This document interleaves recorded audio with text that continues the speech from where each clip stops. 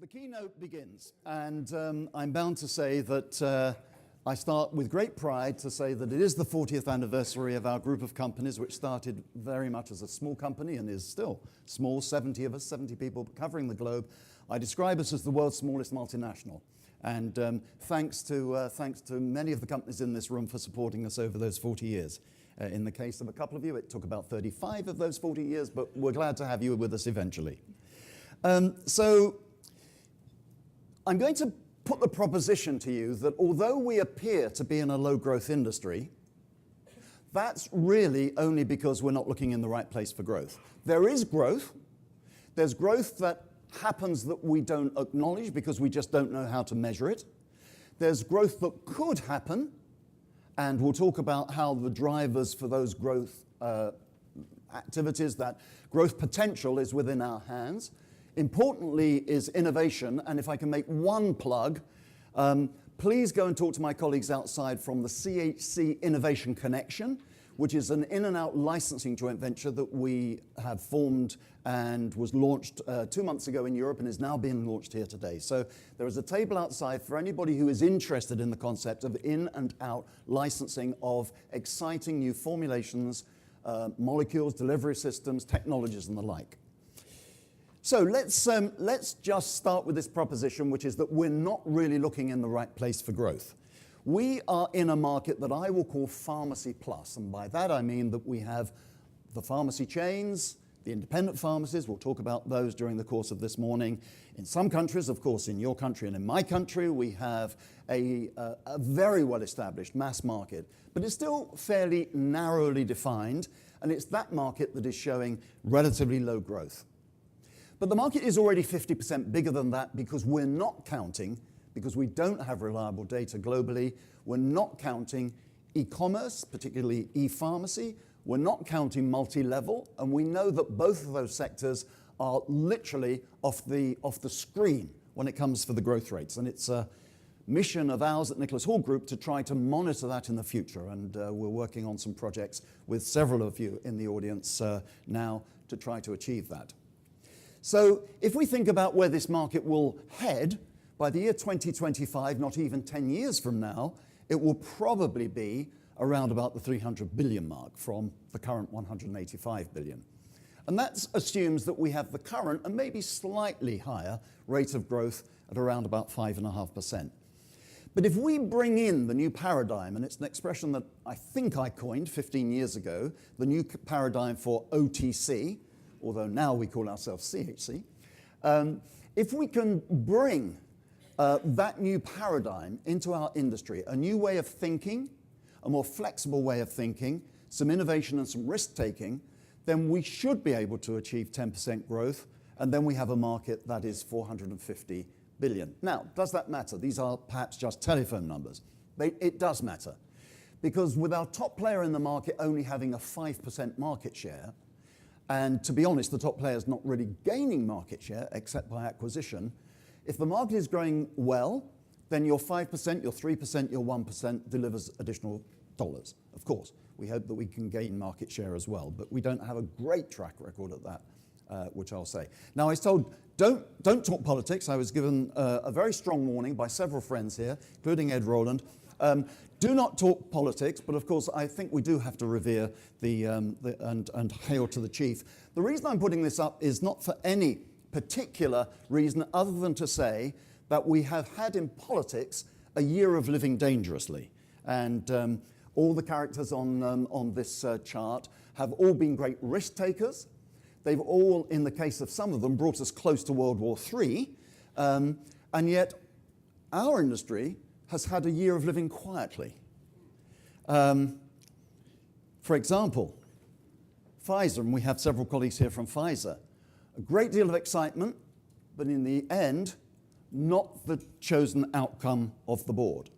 And 2 months ago at our Barcelona conference, I came prepared to say, and after 350 years, Merck of Germany is staying an independent company, but the very day of the conference, Procter & Gamble announced this interesting deal whereby it will divorce Teva and at the same time marry Merck. Of course, in real life, things don't happen quite like that. But anyway, Procter & Gamble Teva now becomes, I suppose, Procter & Gamble Merck, and that deal was consummated. The Pfizer deal was not. So in that sense, a year of living quietly, but also in terms of market growth, a year of living quietly. In US dollars, our industry in 2017 was valued at 135 billion. The growth rate historically has been about 4.5% with volume of 2.7. So we have real growth in the global industry. In the US, when we briefly look at the numbers this morning, but in more detail during the next 2 days, we realize that we have very low value growth and minus volume growth in the short term. Where is the industry going this year? We think it will grow at 4.4%, slightly better than we achieved last year at 4.2, nowhere near the 5.4 that we achieved in the year 2015 when we had a spate of switches, when we had better growth in the emerging markets and a great cough cold season. And those are the three main drivers of the Pharmacy Plus market. There are other drivers in the total world of CHC. But 2015 was the last year that we saw this crossing of these three drivers, as I say, good growth in the emerging markets, some very important switches, and a very good cough cold season. Just to put it in context, as I always do, the OTC market, the CHC market, growing at 4.4%, that's almost 1% ahead of all commodity growth as measured by the International Monetary Fund. So in that sense, consumers still prepared to put their hand in the pocket to find a few extra cents to buy the consumer healthcare products that will keep them on the go.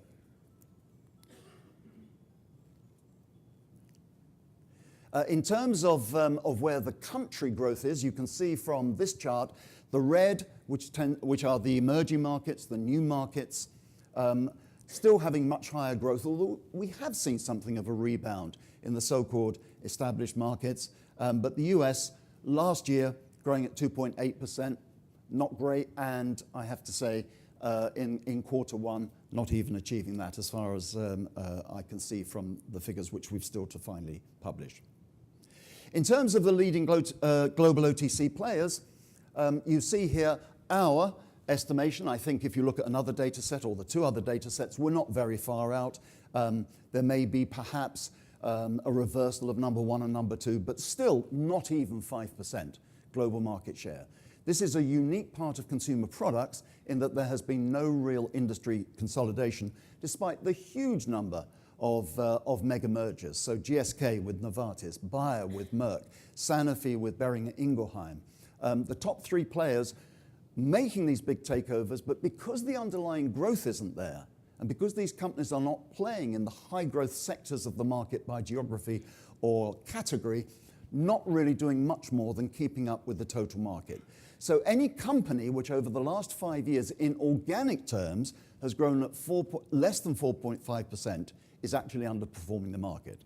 And when you build acquisition into the back data, as we always do, you can see that there are very few companies. If you look at that right-hand chart, that right-hand column, you see very few companies, I'm sorry, the second one from the end, you see very few companies that are in excess of 4.5%, until you get to the bottom of the table when you see companies which are in very high growth sectors or geographies. So where do we look for growth? And every year, those of you who come to these conferences or to the in-house seminars will know that we take the top 100 companies in the consumer healthcare market globally, we put them in descending order of growth, and we see almost no multinationals on this list. The closest we get to a multinational is the eye health subsidiary of DSM. We also see good growth from Health and Happiness, which is the Chinese company that took over the Swiss wellness business in Australia. But we don't see the big international players there because they are typically not playing in depth in the emerging markets. They are not playing in the high growth categories. And of course, there are compliance issues. Many of the companies on this chart have a shortcut to market because they don't have to observe the rather high standards of compliance that the multinationals insist on, and rightly so. So here's a great Brit, not born in Britain, but adopted at an early age by Great Britain, and a man who's fiercely loyal to his new country, and this is Sir Mohammed Farah. We're very pleased to say that he is now a Knight of the Realm and one of our great athletes. Now, why is Mo up here? Mo's up here because he believes that to win, you have to go faster. And that's the message. And some of you will have heard this message in the last 2 months because I've been live streamed and presented this at a number of conferences and seminars. To succeed, we have to raise the pace. So PACE is an acronym for 4 important drivers of the market. The first is pharmacy, because although I said that we have to be more than pharmacy plus, of course, pharmacy is the bedrock of our industry. And here are some British pharmacists who are spending all of their time dispensing, not meeting the public, not solving the holistic healthcare needs of their customers in retail. These are, in fact, in the National Health Service. And during the course of the next 2 days, we're going to be talking about the role of pharmacists, whether in chains or whether in independents. So pharmacy is the bedrock, and we have to do a better job at point of care. And this is all about strep throat, which is why that's frozen. But that showed a pharmacist actually working with a patient at point of care, testing for strep throat, and giving whatever is the appropriate advice, whether the advice is go to see your doctor or whether it's to self-medicate. At the same time, we're seeing pharmacy consolidate with the arrival of these huge retail giants. Now, last year, my friend and colleague Ed Rowland presented on the Walgreen Boots Alliance and warned us that the cavalier way that this retail chain treats its partners will come to the US, and we are seeing that. Ed was so right. That in fact, we're seeing the 4 squeezes now here in the US, just as we've experienced in the United Kingdom for many years. And the squeezes are, the retail partner wants more of the margin. They want to carry a narrower inventory. They want to pay you more slowly. For the Boots company, it's typically paying at 105 days, for which Boots claims a prompt payment discount for 105 days, which doesn't seem very prompt to me. And of course, something which everyone in the US knows better than anyone else in the world, that your partner at retail is also your competitor through private label. Now that's fair. None of this is unfair. None of this is predatory. This is the world. If you have market power, you use market power.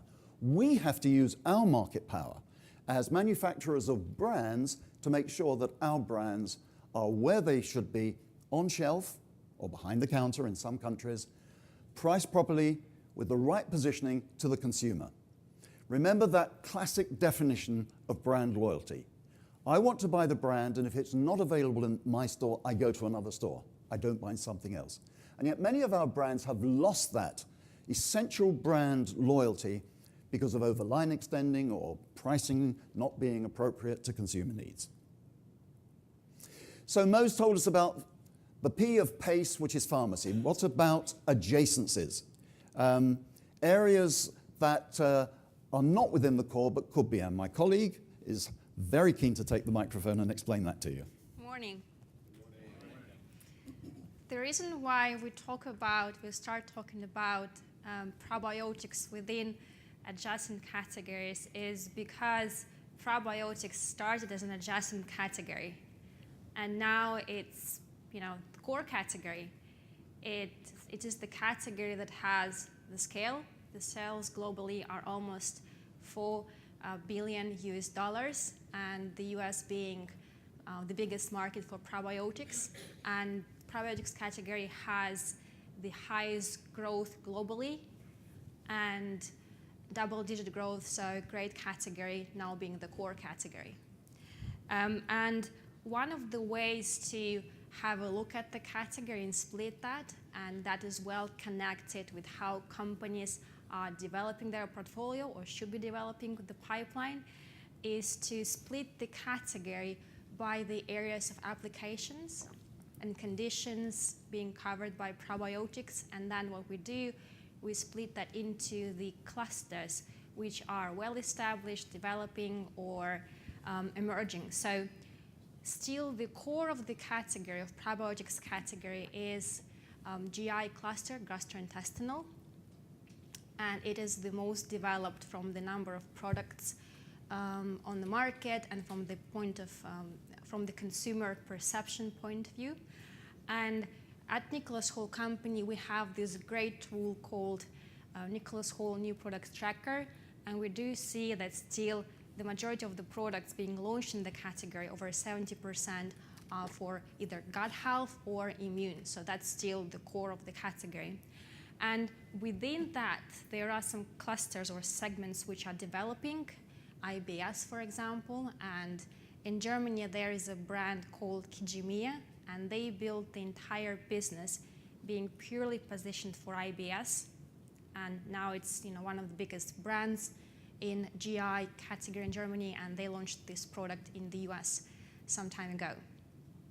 Now, another cluster, it would be immune cluster, and there we see the products which talk about supporting consumers to reduce the symptoms or severity of the symptoms of cough and cold, or to reduce the duration of cold.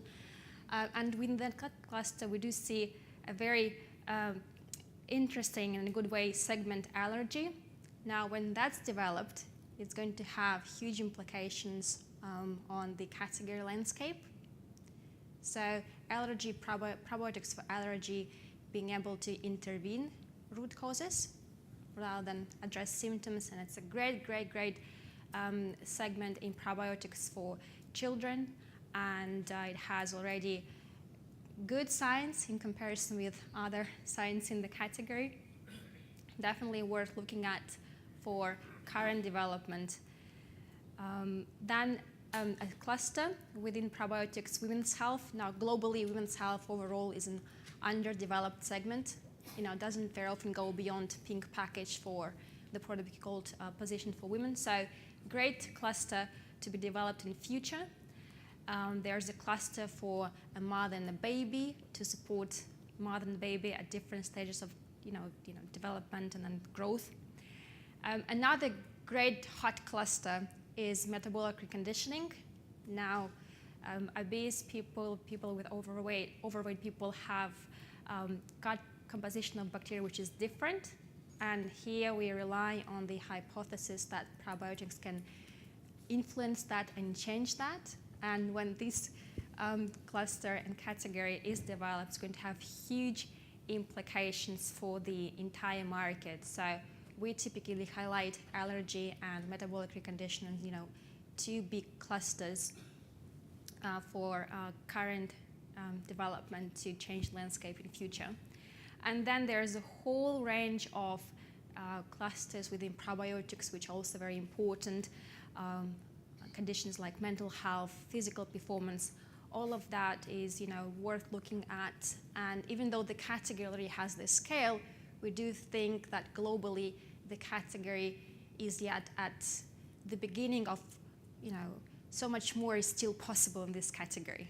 And it's not late to jump in and to make a huge difference.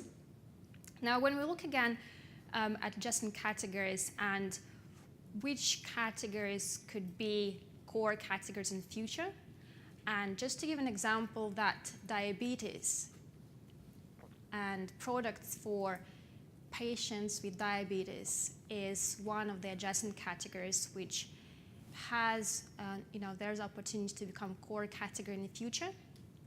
And that's not surprising because the number of patients is growing. And when we look at the consumer healthcare part of the business, well, obviously currently the core is in prescription market, but the consumer healthcare market products, they talk about preventing type 2 diabetes, where they talk about managing the symptoms and overall to improve the quality of life, which is one of the ways to, again, cluster the category. There are products for weight management, glycemic control, skin care products, eye care, diabetic neuropathy, heart health, healthy aging, and that all being positioned and specifically developed or just positioned for the patients with diabetes. And there are a lot of examples in the market already that do show that there are specialist brands in the category, and there are multinational players.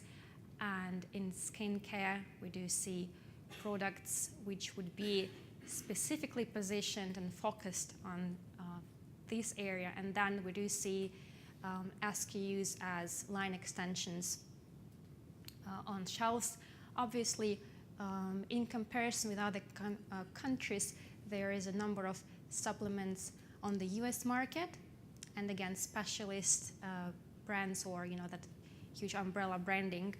And Meta example shows that multinational companies are still interested in this category, exploring what's possible. Some have given up already, but anyway, we do see products on the market. And then to illustrate what's in there in a pain relief segment of this adjacent category, there are topical solutions, and then a recent acquisition by GSK, TENS, a wearable technology that uses nerve stimulation to provide pain relief. So quite a lot going on in this category currently. And another example, but from a different continent, an example from Australia, where Sanofi brand Glycemics has a whole range of products, nice umbrella branding, and what they do there, they cover pretty much all the current segments within this category under one brand, and they say that they have products which are designed to help people who want nutritional support for their body and lifestyle. And there you see product for the foot care, an SKU for health, several SKUs for glucose metabolism, eye care, foot care, and skin care. Just nice illustration how they are focused on this area. Now, I've mentioned this, great tool, New Products Tracker, and we do track new launches on the market globally.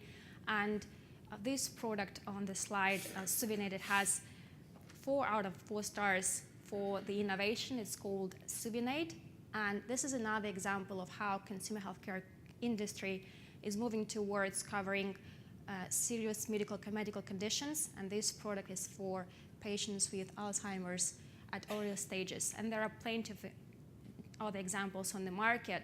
And just to mention that at Nicholas Hall Company, we have innovation and search for innovation as our core competencies, along with market and category entry, strategic reviews, M&A, future-proofing, and this all can be found in your brochures, which are in your desks. And now over to Nicholas. Thank you. Thank you very much, Katya. So just to wrap up in the remaining 15 minutes and to talk about the C and the E of PACE. So here's Mo again, and he's talked to us about pharmacy. He's talked to us about adjacencies through the voice of Katya. And now let's talk about the consumer. And well, we're a consumer industry, so we know every aspect of the consumer, don't we? Or do we? Katya just made a very good point. Women's health care is so underdeveloped in the overall consumer healthcare market that it's actually quite unbelievable that 51% of the population are female. They consume about 64% of all medicines. We've tracked that, 64%. They purchase 85% of all medicines, and yet, as Katya said, all we see are a few pink packages. Where we see some specific indication for women for general products, the results are astonishing. So here is now owned by Sanofi, a product called Eve. It's the market leader in Japan in pain relief. And in a totally flat market, this brand has had spectacular growth because it targets the most consuming part of the audience, women, whereas the competition is almost exclusively positioned for family usage. And I see that the figure here is in euros, but you can do the math, I'm sure. So this brand has, in dollars, it would be about 85 million. It has a 9% annual growth rate in a market where normally you're lucky to get 1%. And it's pure positioning because there's nothing in the formulation that 20 other brands and generics don't have. Pure positioning pays off. Never forget, how could we forget, the importance of women in our lives and in our market. When we look at successful brands, and again, this is data that we present every year. This is the 2017 data. When we look at what are the fastest growing categories, these days it's all about prevention and lifestyle. That's been the trend for 10 years, but the trend rolls and it gets stronger and stronger. Probiotics, which Katia and Jennifer Cooper is in the audience, who works with us on tracking the probiotics market. This market goes from strength to strength. Are we at the summit? No, we're just at the foothills. We have all these new indications to access and to offer to consumers, and Katia showed you where that's going to go. At the moment, though, this category is growing at 12% a year and is now almost 4 billion in value. All those in red are prevention and lifestyle. Intervention or treatment is black. 10 years ago, that screen would have been all black, and in 10 years' time, I'm convinced it will be all red. So that is the future, and yet I think we are laggards. We are behind the consumer trend. The consumer is leading us, not the other way around, which it should be. And this, of course, is the most informative screen of all. Now I see. It's very shy because, of course, we know that this whole sexual health category is not going to be led in the United States for various reasons, and I was told not to talk about politics. Anyway, sexual health as a category will be at least 20 billion, led by Europe and Asia. Will it be fun? Well, if these switched erectile dysfunction products are launched by pharma companies, there won't be much fun in there. It will all be about treatment. But the companies that are already in this space, in New Zealand and Poland and UK, are presenting some lifestyle benefits from the erectile dysfunction brands. And when we see our colleagues at Reckitt with the Durex brand, it's all based on fun. And finally, in his PACE PACE, which means that we've got to move faster, Mo is telling us that E stands for e-commerce. It could stand for engagement with the consumer, but here I'm talking about e-commerce. And a lot of this is obvious, although in general, I think this is a poorly documented area. So, Alibaba, Jack Ma, school teacher to multi-billionaire in 20 years, Alibaba will have 2 billion customers by 2036. By 2036, Jeff Bezos will be living on the moon or Mars. Amazon will not be the biggest player in this market. It will definitely be owned by Alibaba and similar companies in Asia. Here are a list of why we should be interested in e-commerce and e-pharmacy, but I think it's fairly obvious. This is in the presentation, which you're very welcome to download. I'm not going to go into detail. The benefits of e-commerce and e-pharmacy are very real. We've done some work at the request of one of the competitors in this field, in this room. We've done some work on what e-commerce means in terms of its value and also price sensitivity. What we found is that, and we've looked only at Amazon as our comparator here, what we found is that the price, although there is a wide range of price variation between e-commerce and bricks and mortar, between -50, or in some cases, we found e-pharmacy brands almost 30% more expensive. The average is about -10%. So at the moment, e-commerce is not cutting our pricing to shreds. It could do in the future if this market becomes more genericized. And so in here, and it's in the presentation that you can download, we've put in a series of countries for a series of brands, comparisons, which gets us to that figure of 10%. And of course, there are disadvantages, and I won't go into all the details, but we've tried to estimate the value, and there is no reliable and consistent global data, but as far as we can create the data, it looks as though at the moment, e-commerce is about 11% of the global market for CHC, taken very broadly to include not only retail, but also e-commerce, but also multi-level. As far as we can get to those numbers, the market is today valued at 10.5 billion. We think by 2025 it will be 3 times as big at about 30 billion and will be at least 19% of all consumer purchases of consumer healthcare brands defined quite broadly, regardless of method of purchase. Now, if that isn't a challenge to change our ways, I don't know what is. And yet I honestly don't think there is any company in this room or in this industry which is really devoting the resources to e-commerce. And I think e-commerce is more than an app, and it's more than having an e-commerce manager, although we need both of those. That's a discussion perhaps we can have offline, and perhaps that should be the subject for the third in this series of conferences next year. Because the big issue remains, who will own e-commerce? Will it be big tech? And surely, whether it's Alibaba, whether it's Amazon, whether it's Google, whether it's Facebook, big tech is already a massive player here. Where will we as manufacturers of brands sit? We could so easily be pushed out of the triangle, which is the consumer, the technology platform, and the supplier, because there are thousands of suppliers in the world with excess capacity in factories that run from Latin America through to Asia that will produce the products that can be sold through e-commerce on a cost plus 10% basis.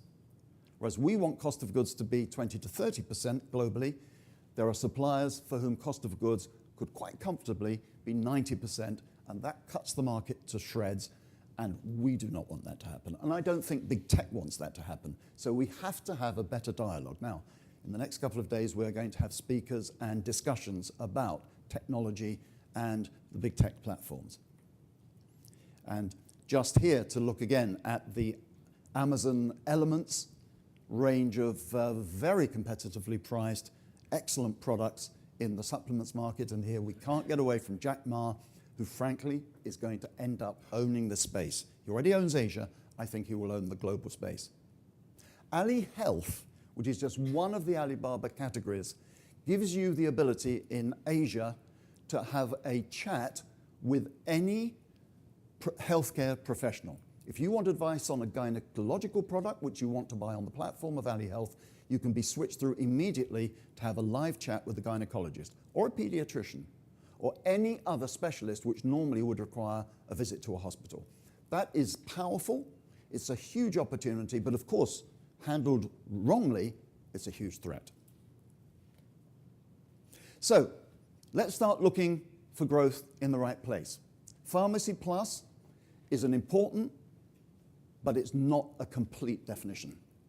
The market is already 50% bigger at 185 billion, including multi-level and e-commerce. It could be, on current rates of growth, as I said at the beginning, it could be 300 billion, 5.5% annual growth. But with the new paradigm, many of which aspects of we will talk during the next 2 days. But remember, everything we do is and should be or should have an element of risk. Always look for the trap door. Always look for when the floor opens. Now, many of you will know that I always end my presentations with an amusing video. I think this is the shortest one that I've ever shown, but I think it's one of the most relevant, and it's an example of how the floor can open up beneath you. This is imaginary, but when the leader of North Korea, Mr. Kim, met the leader of South Korea, Mr. Moon, this is what might have happened.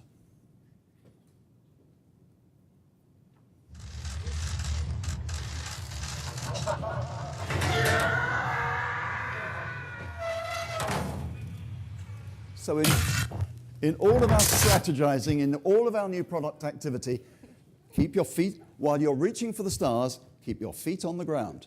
And if you need a good consultant to hold your hand who will stop you falling through the trapdoor, we have the lady here. So thank you very much. That's the end of the keynote speech, and I'm going to call Ed Rowland, who's lurking somewhere. Ed, where are you? To chair the next session. And we're around for the rest of the day, and we're very happy to talk to you and want to talk to you during the course of the next 2 days. So enjoy. We're going down.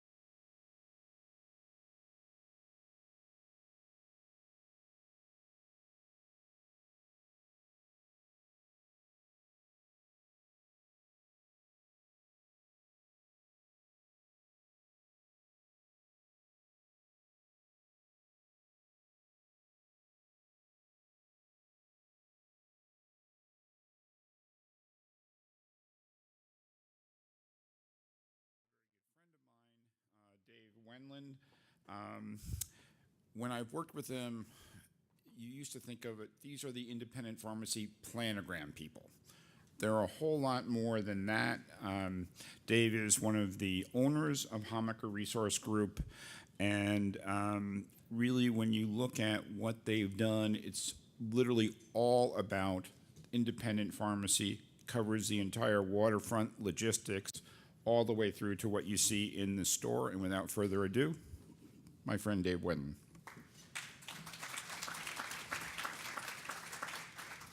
Thank you, Ed. Great to have this opportunity, and I thank Nicholas Hall and the entire Nicholas Hall team. This whole program, as I look through the next 2 days, it almost could go on for an entire week because there is a lot of information to absorb, and as Pat mentioned, the pace of change in our marketplace has never been more significant.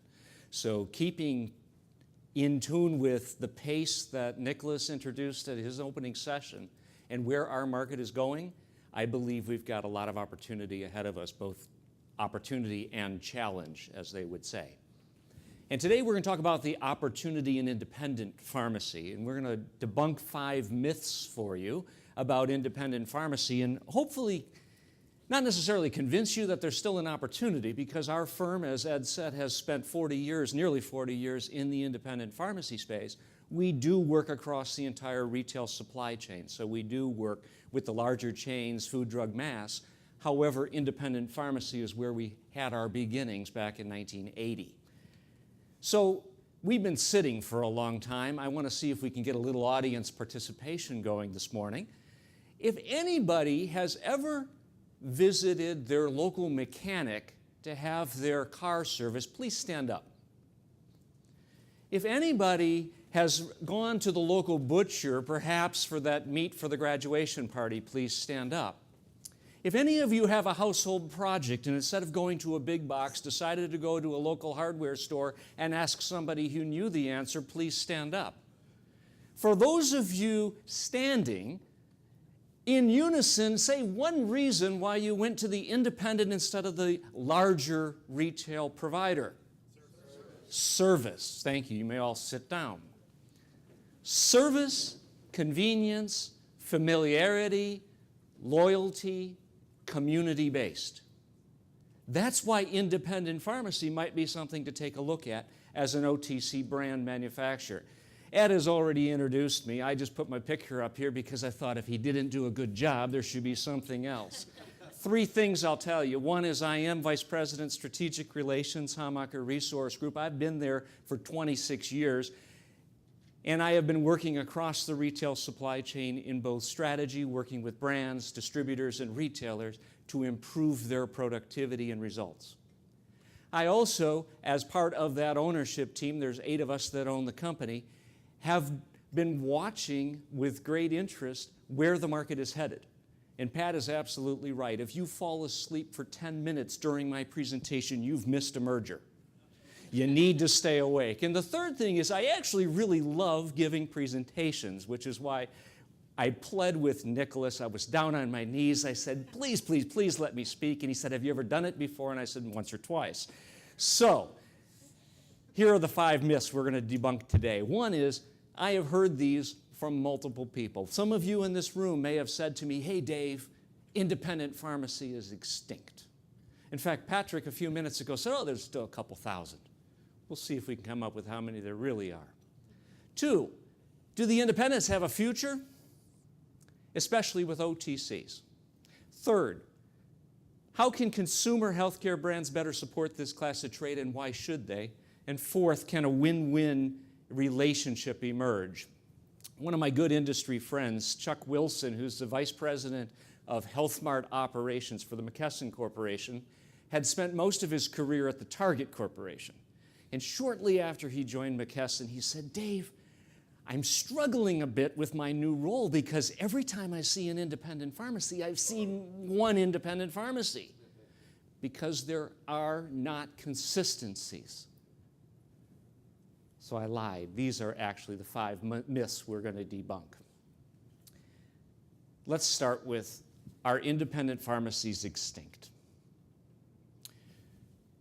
When I joined the company in 1992, we were at the surge of consolidation in the industry. Walmart was coming of age.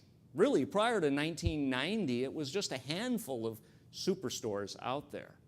Walgreens had just changed from having agency stores to doing a lot of acquisition and growth.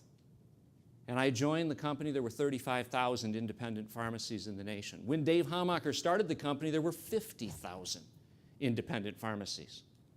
So how many are there today? Well, it represents 36% of all pharmacies in the nation. More than a third of them are independents. And that number has remained relatively stable over about the last decade, which is another misnomer out there. Independents are dying every day. Well, that's not necessarily true. In fact, the NCPA, National Community Pharmacists Association, each year does this kind of a census of how many independents there are. This market represents nearly $80 billion of annual sales combined. By the way, that's slightly larger than the Walgreens Corporation, somebody you may have heard of. There's also 22,000 locations, a couple more than a couple thousand. 22,000, that's 3 times the number as there are Taco Bell. But I bet you, if you wanted to go get a burrito right now, you could find a Taco Bell, but chances are you couldn't find an independent pharmacy. So why is that? Well, they're all over the place. In fact, right now in the Northeast, 25% of that 22,000 independent pharmacies are right here in the Northeast. The tri-state area, New Jersey, New York, Pennsylvania, have the largest concentration of independents. I had the pleasure yesterday wasn't so pleasurable flying into Newark, but I had the pleasure thereafter of driving to a couple of independent pharmacies on my way here. And one of them is Liss Pharmacy, not too far from here in Newark. And Liss Pharmacy has been in business for 45 years. Actually, their one location has been about 70 years, and their other's about 45. And I was talking to the front-end manager, Mario, and he said, Dave, I want to tell you about my store down the road. It's about 3 blocks from here. So I'm in a large store, 7,000 square foot, full-line drugstore. Half mile down the road is another of his pharmacies. And he said, Dave, you know what? Last year, 2 other independent pharmacies opened on both sides of me. So there's 3 in a row. And oh, by the way, there's one across the street. Talk about the corner of happy and healthy. Maybe that's crazy and wild. But independent pharmacies are all over the place in the United States. The Northeast, 25%. In the West, that's 17% of the independent pharmacy. The majority of those are in California. You'll find far fewer in Wyoming and Montana, I guarantee it. But if you go to California, about 85% of that 17% are in California. And anybody from Texas in here? The Texans usually love it because I call out their region all by themselves. And they think someday they'll be a state. Then again, California might be 3. But Texas, 7% of all independent pharmacies are down there. Pretty good hotbeds of opportunity. So if you are a manufacturer looking to go visit an independent pharmacy, now you know where they are. But just knowing where they are as a manufacturer, you may still not recognize them. But I can assure you, for the 1.4 billion prescriptions they dispense each and every year, an average about 210 per store, the patients who rely on that independent pharmacy know exactly where they are. And that individual, that patient, relies on that community pharmacy as part of their family, just as you relied on your mechanic, your butcher, your candlestick maker.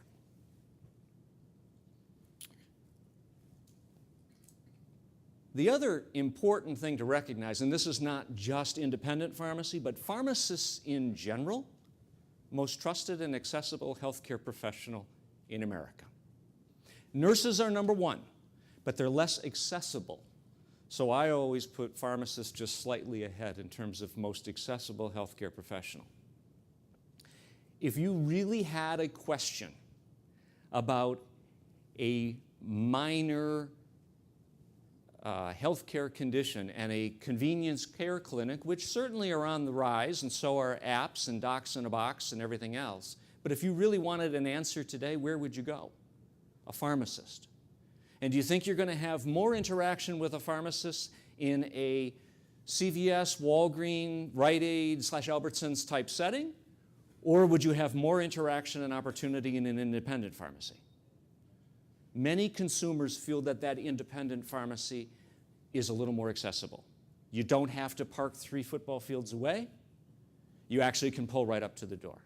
You can actually walk up to the desk and you can see that pharmacist there who is also the owner of that store. So there's an advantage with independent pharmacy. So myth number 1, independent pharmacies are extinct. Do you still believe it? I think they're alive and well. Some of them may be more on life support than others. I'll guarantee that. But for the vibrant ones, they're alive and well. Myth number 2. The channel overall doesn't deliver any ROI to me, Dave. I hear it all the time. I can't invest in those stores because they don't do anything for me. Well, my numbers are a little different than what Nicholas presented and what Patrick presented. This was my guess at the OTC size of the market and your potential percentage of sales. And all these slides will be made available, and I know the numbers are small. I'm estimating on this slide that the sliver of the pie designated for independent pharmacies is just below 5%. About 4.5% to 5% of your annual sales should come through independent pharmacy. I'm suggesting on this chart that in the US, OTC sales is about 6% through e-commerce. I know that's less than the 11% global that Nicholas talked about, but when you look at that slide that said China and Southeast Asia is commanding more e-commerce sales, it makes sense that the US is probably 5 or 6 or perhaps a little bit more depending on the type of product that you sell. But most people who want to buy an OTC need immediate. They can't wait even for prime delivery because they have a migraine now. So they're going to go to a pharmacy for that. And independents, we feel, represent about 4.5% to 5% of that. So is it worth it to have that? Is that impact enough for you? 5%. Let's think about what that means. The US total OTC market is about a $34, $35 billion market. 5% of that is just below $2 billion. What if the people who were buying those OTCs at independent pharmacies decided that they didn't want to use an OTC anymore, or you didn't support the channel, and they chose either not to treat it with an RX, or to literally choose some household remedy that they think might work? Could you afford a 5% loss to your brand or to your business? But let's look at it another way.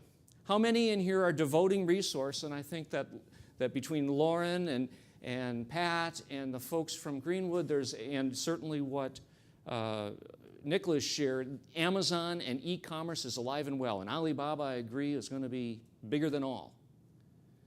However, how many in here are devoting resource to try to figure that out today? Raise your hands. To try to figure out a better job with omnichannel, with e-commerce, with Amazon resources.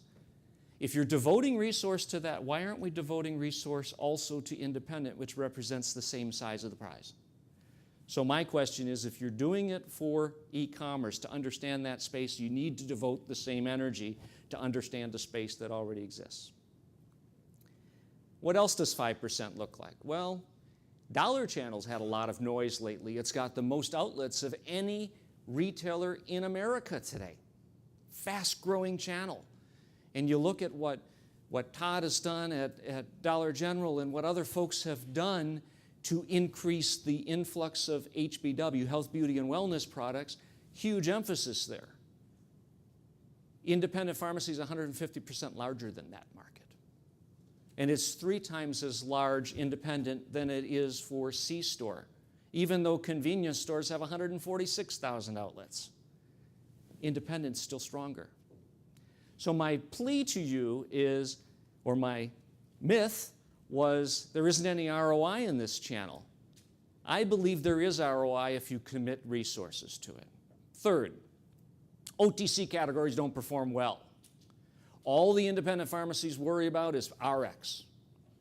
Granted, 95 to 98% of their business is behind the counter. Totally get that.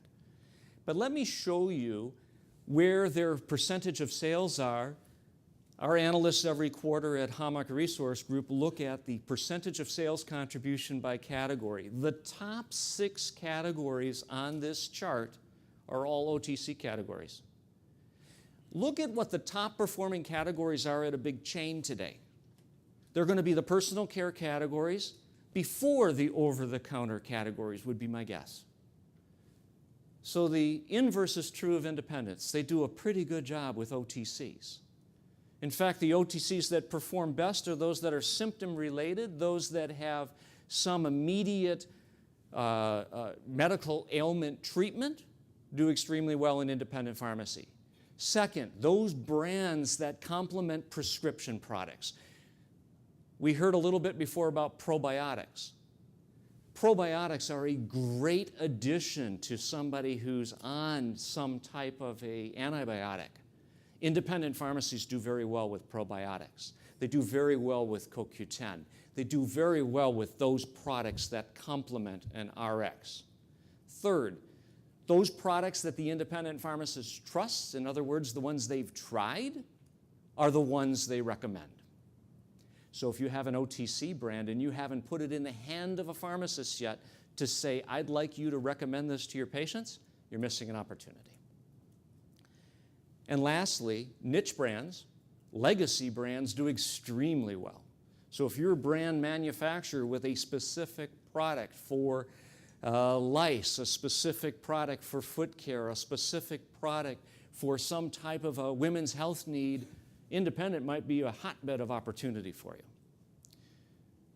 We did a quick analysis looking past, in the past 3 years, 2015, 16, and 17, to say within each category, where are the growth drivers? Where are those subcategories that are contributing the most sales to that category? And I'm going to give you a couple of quick snippets from 7 categories. In eye and ear care, eye preparations in the eye care category and ear drops are doing extremely well in terms of grabbing share of category in independent pharmacy. In the pain relief category, stimulants did well, but so did external ointments, and I might contribute that to lidocaine and the introduction of that ingredient into external patches and rubs. Acetaminophen made a huge comeback. Well, that was kind of the return time frame of Tylenol back to the shelf. Sleep aids, fast growth category within independent pharmacy, grabbing share of category. Digestive health, in America we don't eat very well. Nicholas, maybe you eat better in Europe, but enemas and hemorrhoidal wipes seem to do pretty well at independent pharmacies. Cold and allergy, a couple of highlights here. Decongestant nasal sprays, I'll attribute that to RX to OTC switches, but also medicated lip treatments. If you're in that category, if you have a product for cold sore, for canker sore, or medicated lip treatment, independent pharmacy is a pretty good place to be. Skincare. Private label skincare, specifically hand and body cleansing, did well. And on the branded side, acne products do great at independent pharmacies. Hair care. You're not going to see flavors and scents du jour.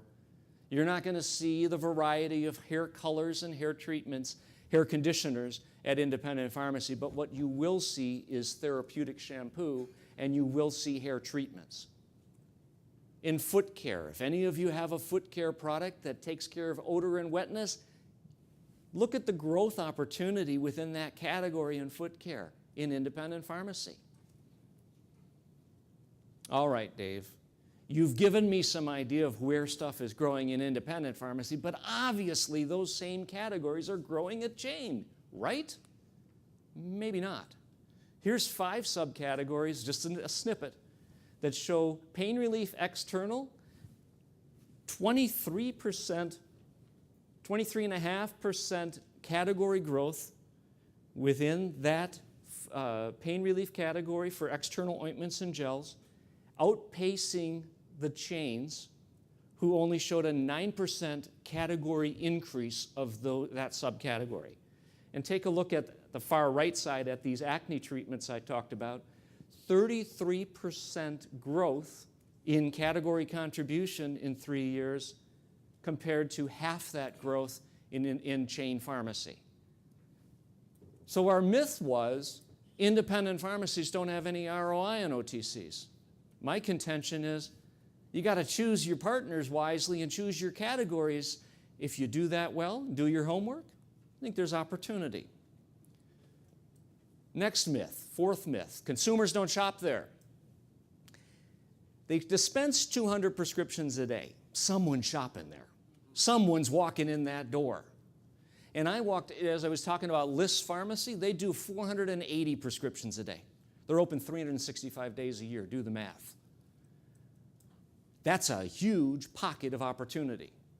But wait, Dave, those are only old people that shop there that have chronic conditions. My products for the millennial. We did research 3 years ago that said independent pharmacies, more than a quarter of their shopper base are caring for a loved one 1 generation up. They're caregivers. What do they need? Products for themselves. What are they getting? Chronic condition medication for their loved one. They're shopping the independent pharmacy. Another fact, pharmacists, independent pharmacists, twice as often engage in a conversation to make a recommendation for an OTC. 2 to 1 on research that we did with the Healthcare Distribution Alliance. That 2 to 1 ratio, because they're making about 10 OTC recommendations on average per day, is worth taking note of. If your product isn't among those being recommended, then you may not be putting it in their hands often enough. The fifth and final myth, independents are impossible to reach. It's like herding cats. I hear that expression all the time. You're right. But if you were going fishing today and you wanted to park your boat in the right spot to catch the fish, you got to know where to fish. There's 22,000 independent pharmacies. There's only 10 to 12,000, about half of them, that are full-line drugstores. Those are the ones that have full over-the-counter drug assortments, those that have general merchandise, perhaps gifts, and look, on average, about 7,000 to 10,000 square feet. Some of them are 3,800, 4,000 square feet, but these are full-line drugstores. These are good stores. If you're only going to sell your product at 10 to 12,000, that limits it a little bit in terms of the scope. You don't have to reach all 22,000. But my math is right, 10 to 12,000, that's larger than Walgreens. So that's not a bad place to go. 6,000 of them are apothecaries. Apothecaries is limited assortment over-the-counter drugs. You're not going to see a lot of general merchandise, gifts, and cards. They do a little more volume in the back of the store, but they still carry OTCs. The last 3,000, I wouldn't necessarily spend a lot of time there because they're not offering OTCs as a general rule of thumb. These are closed pharmacies doing either specialty, long-term care, or some compounding, and not necessarily doing over-the-counter drug sales. So fish where the fish are. This 10,000 or potentially this 6,000, and make hay when you can. These two slides talk about what the distributor's contribution is to that. And there are only about 10 full-line healthcare distributors left in the country, by the way. When I started, there were 51. When my dad started in the business before he passed a few years ago, my dad started in the business many moons ago, there were 287. Today, there's about 10. It only does 2% of their business. So when you walk into a drug wholesaler and they say, I don't want to carry OTCs anymore because they only do 2% of my business. What they're really telling you is, I don't want to promote your OTCs to my independent pharmacies, but sure, I'll warehouse them for you, but you got to do all the work for me. So take advantage of that opportunity and sell your products. Reach the independent pharmacies and show them why your OTC brand belongs on their shelf. How do you reach them? Often and consistently. 7 times, 7 different ways. A good friend of mine, when I had an agency in San Diego before coming back to Milwaukee about 26 years ago, had an expression that repetition builds your reputation. His name was Rocket Ray Judkins. Why wasn't it? But you have to have repetition with these guys and gals. So 7 times, 7 different ways. In the slides, you'll see my little analysis of which of those work best. Last week, I was in Colorado moderating a panel of independent pharmacists at Healthcare Distribution Alliance conference, and they said their 3 top ways were education, tell me what your product does and please share clinicals with me. Sampling, show me how this product and demonstrate to me why it's different than anything else on the shelf. And actually the pharmacists didn't mind telemarketing, but they wanted to make sure that they had opted in to receive that call, that it wasn't a cold call. So there you have it, 5 myths. Pharmacists are not extinct. Pharmacists are interested. There is ROI available in the independent pharmacy sector. OTCs are just as important as RX when it comes to patient care and outcomes. The 4th one was that, I can't remember, and the 5th is that they're difficult to reach. And with that, my time is up. I'll take questions at the break, and I thank you very much for your time and attention.